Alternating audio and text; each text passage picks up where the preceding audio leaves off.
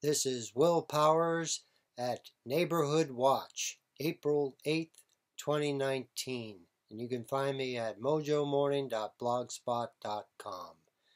Need to impeach. Not! Well, the Mueller report is in, and he has found no evidence of collusion. There are no new indictments, and not enough evidence to support a case for obstruction. Nonetheless, Tom Steyer of Need to Impeach says there is enough evidence to support a impeachable offense. He should be impeached, according to Tom Steyer. And you take away obstruction, you take away collusion. What do you have? You have practically nothing, and Tom Steyer's website proves that. Tom Steyer is a hedge fund manager who became a climate change activist, and he believes Trump committed 8 additional impeachable offenses, regardless of what the Barr summary indicates. One of those offenses is election fraud. Election fraud or campaign finance violations. For writing, because Trump wrote a check to his fixer and Michael Cohen to silence Stormy Daniels, and also for advising Cohen to lie before Congress, a story that has been debunked by no one less than Robert Mueller himself, who called the story inaccurate.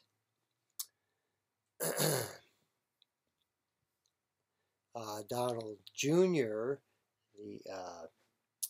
Steyer goes on to say, wrote a check to Michael Cohen, and Reuters backs this up. With 2 checks, showing 2 checks to Michael Cohen from Donald Jr. For $35,000. However, what comes into play here is the intent behind writing such a check. Were they written to aid the campaign in some way, or were they written for personal reasons? If the check was written to make sure his wife didn't hear about it, or it didn't affect his business, and he has a history of doing this, then it would show a pattern where it wasn't a campaign violation, that it was something else, and so would not be an impeachable offense. Dershowitz said that's Alan Dershowitz, Harvard Law Professor Emeritus, said on Tucker Carlson tonight, the criminal code on campaign finances is very, very vague. And this case really depends completely on the credibility of Cohen. And Michael Cohen has already been convicted of perjury, so his credibility is definitely in question. Dershowitz goes on to say it's very easy to embellish a story. All he has to do is say, and the president directed me to do it. And that's the kind of embellishment that people put on a story if they want to avoid dying in prison, if you understand what I mean. Of course, Dershowitz is not saying this is the case. He's saying this could be the case, and therefore you should consider it in weighing whether or not Cohen should be believed. As Dershowitz said, failure to report all campaign contributions is fairly common in political campaigns in the United States. In fact, former President Barack Obama was found guilty of campaign violations in 2013. He was fined $375,000 by the FEC, Federal Elections Commission, the largest fees ever levied against a presidential campaign. Before that, the record was set by Bob Dole, who was fined $100,000 by the FEC. Now, the next impeachable offense that Tom Steyer points to is the Charlottesville protesters. Trump gave protesters in Charlottesville cover, according to Steyer, after one of them was murdered. Murdered a counter protester. According to Tom Steyer, who finds Trump in violation of his obligation to protect the citizenry against domestic violence, unquote. But Trump said, racism is evil, and those who cause violence in its name are criminals and thugs, including the KKK, neo-Nazis, and white supremacists and other hate groups. He said this after the protests in Charlottesville, but the media, in particular CNN and MSNBC, chose to focus on his first comments that were, there were good people on both sides, and not his later comments, and by doing so, brand Trump with the racist unfairly, in my opinion. And this story is just utter nonsense, has nothing to do with the issues, the real issues like health care, and is just a real distraction. Now, the next thing that Tom Steyer points to is the power of the pardon, abusing the power of the pardon. Now, the only limits the Constitution provides say that pardons are limited to offenses against the United States, and that they cannot affect the impeachment process, which the case that Tom Steyer points to has nothing to do with the impeachment process, and is Trump's constitutional right, and can no way be impeached for it. Steyer defends the use of the 25th Amendment to remove a sitting president and circumvent an election, which is something Dershowitz calls a despicable act of unconstitutional power grabbing. And indeed it was when Rod Rosenstein, Deputy AG, Deputy Attorney General, if that's correct. Anyway, he tried to use the 25th Amendment and brought a tape recorder into the Oval Office to record the president to see if he couldn't use that amendment to unseat the president. And it's just completely, treasonous, if you ask me, and he should be investigated and probably indicted for that, because this was nothing short of a coup attempt to undermine a sitting president who was duly elected by the American people. The next thing Tom Steyer points for is directing political adversaries to be investigated. Now, he asked his Justice Department to investigate the Clintons, who are obvious criminals, because they weren't properly investigated during the 2016 election by a biased lead of the FBI, James Comey, who was totally in Clinton's camp and did a sham of an investigation, just let her off the hook. Probably only did it to cover his own ass. The Clintons, along with the DNC, funded the Steele dossier compiled by MI6 spy Christopher Steele. Then the unverified dossier was used by the FBI and the Obama administration to obtain a search warrant from the FISA court to spy on Carter Page and the Trump campaign. So what you see here is a smokescreen. Russiagate is a smokescreen to hide the crimes that Clinton committed. And Fusion GPS was funded by the Clinton campaign and the DNC, and the whole thing was corrupt. And that was what was used to get a FISA warrant. Just corruption from top to bottom. Next thing Tom Steyer points to is calling journalists like Jim Acosta the enemy of the people. which demonstrates an unwillingness to respect and uphold the Constitution and sustain the crucial foundations of a free society.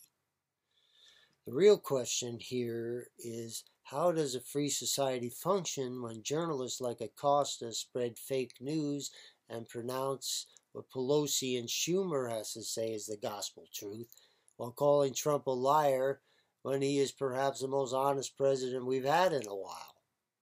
I mean, the Washington Post wants to count all the lies that Trump said. How about doing that for Obama? Why didn't they do that during the Clinton era?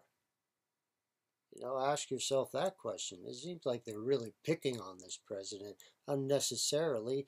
And as far as I'm concerned, they all lie. They all embellish the truth. They all get facts wrong. They're human beings. They're bound to get some facts wrong, but they want to stick it to him every time he misspeaks accidentally. And they're very petty. They want him to die by a 1,000 cuts. That's what they're doing to Trump.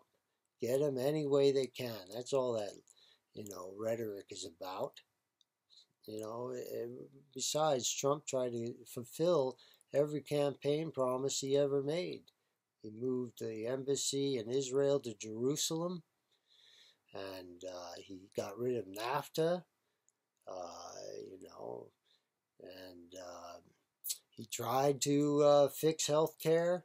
I'm not sure if his plan was really any better or worse, and, we're still stuck with Obamacare. And, God knows if anything could be done on that front. It's difficult in Congress to get anything done. And Trump is just running into wall after wall trying to get his wall built. The real question here is, what is the law? Steyer wants his opinion to substitute for the law. It's not the law that Trump's language violated the law. He has the right to speak freely as any American does. Can't indict somebody for saying that. It's just ridiculous. And he wants to impeach President Trump for securing our nation using the powers granted to him by the Constitution to prevent illegal immigration. Steyer says Trump imprisoned children at the border and instituted a new zero-tolerance policy that resulted in the separation of as many as 3,000 immigrant children from their parents. But this has been going on for a long time. Children have to be separated from adults in jail, because if they go with adults in jail, then they're put in there with predators, possible child molesters, human traffickers. Not to saying every one of those people are there, but they're in there with the good people too. The ones who are just coming here to get a job. There's all sorts of people coming over our border when it's open. And if you don't have any stopgap, then they're just going to come on over, whoever, human traffickers, drug pushers, everybody. So you got to stop everybody in order to stop the few bad ones. Trump says it's been going on for many, many decades and many years. Whether it was President Bush, President Obama, President Clinton, same policies. They can't get them changed because both sides are always fighting. Very true. When Mr. Obama prosecuted mothers for coming here illegally and fast-tracked deportations, housed children in tent cities, and the mainstream media never reported on this deplorable treatment. No, they saved their faux outrage for Trump. The next thing Steyer points to is the emoluments clause, which prevents a president from accepting personal gifts from a foreign official or ruler.